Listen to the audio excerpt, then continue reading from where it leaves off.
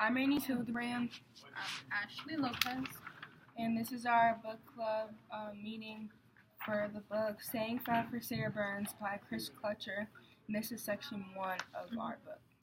So my essential question that I chose was essential question 17, and that question was, in what ways can a man's status and power ranking be challenged?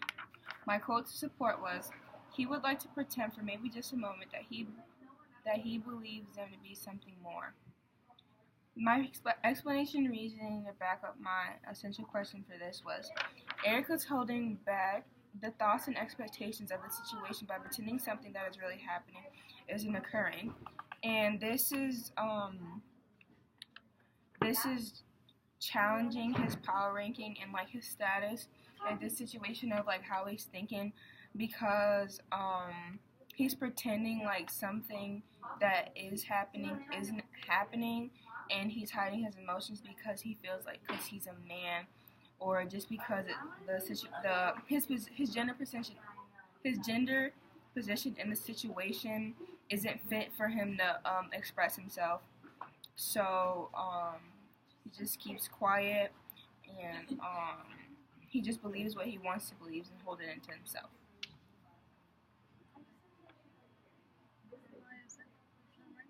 Okay, for my essential question, I did number 9 on how do external forces that reflect gender roles, stereotypes shape the individual.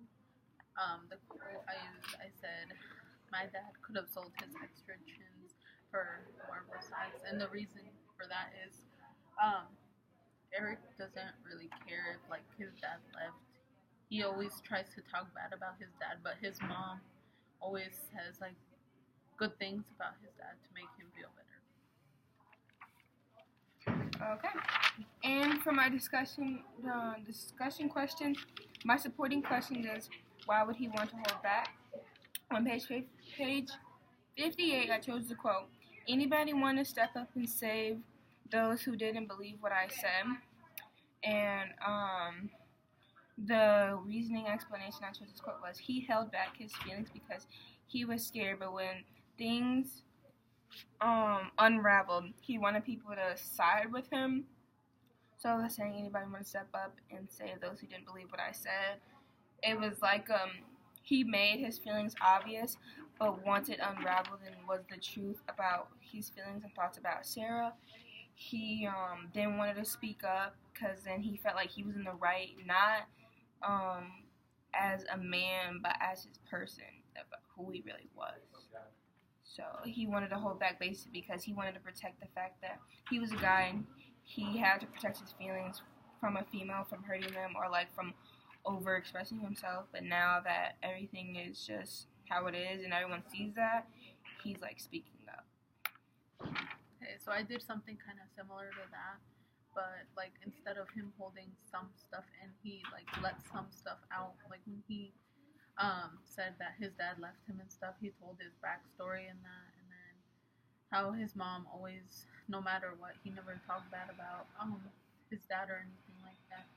I feel like he was just trying to get her to say bad things about him. Right.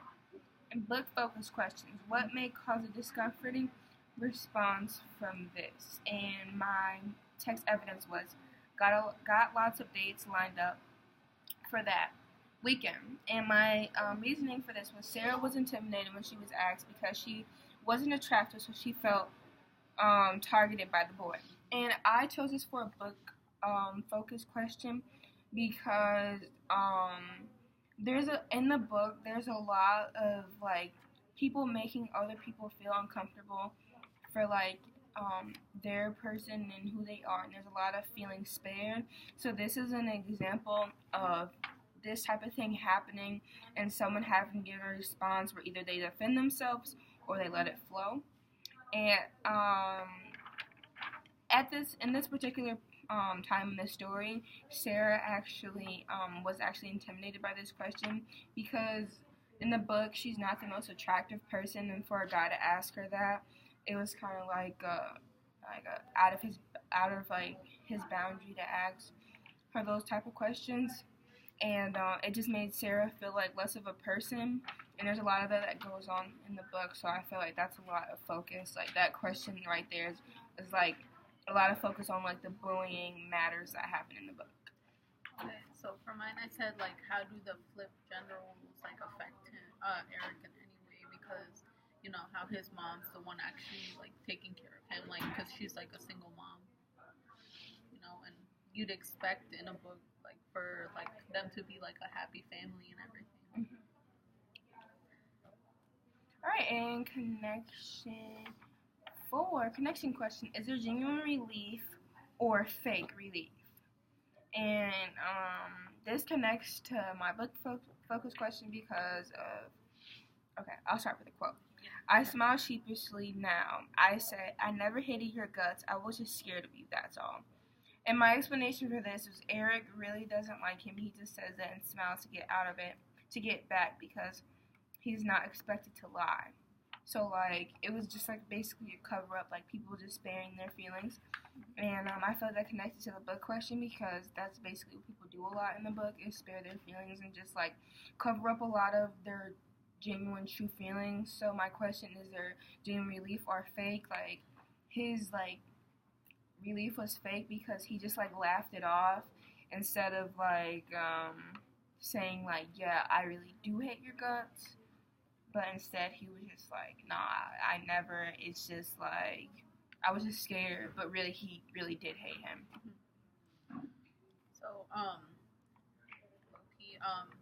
Miss Blanchard said to like tie it to like something in society today, and I said single moms taking over the dad's role. Mm-hmm. And I used a quote from like the first page where it says like something about his mom spoiling him and giving him everything he wants. Reasoning, I said his mom always makes him feel good about himself when he tries to talk himself down and put himself down. Yeah, but yeah, that's our section 1 discussion.